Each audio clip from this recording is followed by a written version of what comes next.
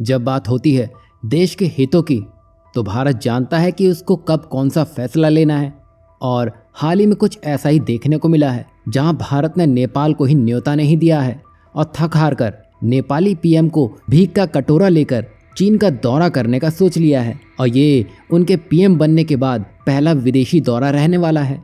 तो उन्होंने भारत नहीं बल्कि चीन को चुना है। अब तक नेपाल का हर प्रधानमंत्री अपनी पहली विदेश यात्रा के लिए भारत को ही चुनता था, लेकिन ओली ने ये परंपरा तोड़ दी है। यहाँ आप एक पैटर्न नोटिस करेंगे, मालदीव भी कुछ ऐसा ही कर रहा था। वो भारत के बदले चीन निकल गया ताकि चीन अपनी लाल थैली से उसकी मदद कर सके, पर उसने जो सोचा उससे उल्टा ही हो चुका है। और आज मालदीव को घूम फिर कर भारत के पास ही आना पड़ गया है।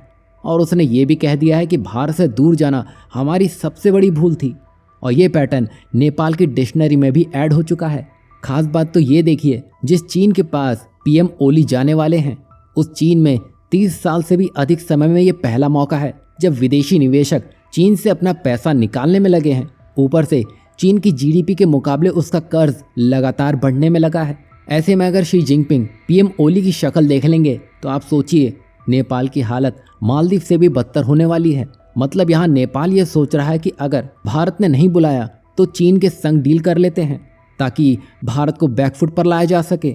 और यही उसकी सबसे बड़ी भूल है, क्योंकि नेपाल के सारे रास्ते भारत से ही होकर गुजरते हैं। आपको याद होगा, नेपाल के 2 एयरपोर्ट जो चीन की मदद से बनाए गए थे, और आज वही एयरपोर्ट्स इंटरनेशनल फ्लाइट्स के इंतज़ार में तरस रहे हैं, क्योंकि भारत उनको अपने एरोस्पेस इस्तेमाल करने की इजाज़त नहीं दे रहा है, क्योंकि चीन इन एयरपोर्ट्स की मदद से भारत पर जासूसी कर सकता है। और इसी बात को लेकर नेपाल भारत के सामने कई बार गिड़गिड़ा चुका है कि हमें अपने एरोस्पेस इस्तेमाल करने की इजाज़त दे दीजिए, लेकिन भारत टस से मस नहीं हुआ और अब वही गलती दोहराने के लिए पीएम ओली फिर निकल चुके हैं।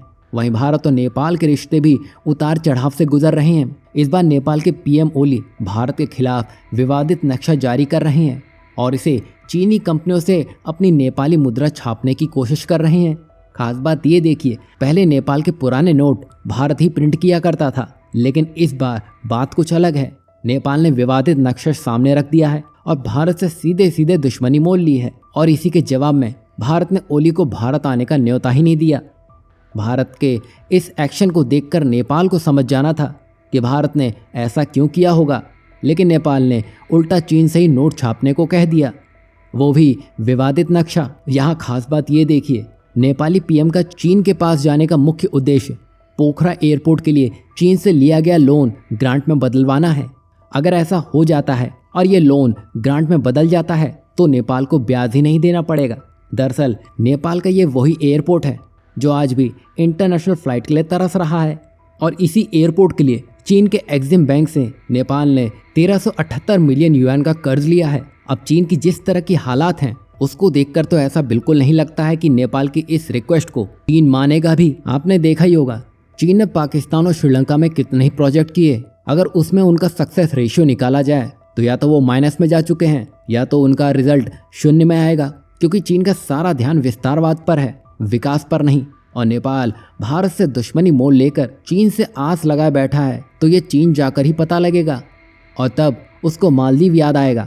वैसे चीन के बढ़ते कर्ज और कमज़ोर होती उसकी अर्थव्यवस्था के कारण वो अब दूसरे देशों को कर्ज देने से संकोच कर रहा है। तो अब नेपाल का ये एयरपोर्ट अब डंप यार्ड बनने वाला है, क्योंकि चीन ने अब अपने हाथी खड़े कर दिए हैं। और रही बात नेपाली नोट की, तो उसका जवाब भारत अपने अंदाज में देगा। यहाँ आपको क्या लगता है, नेपाल का परमानेंट सोल्यूशन करने की अब ज़रूरत आ चुकी है?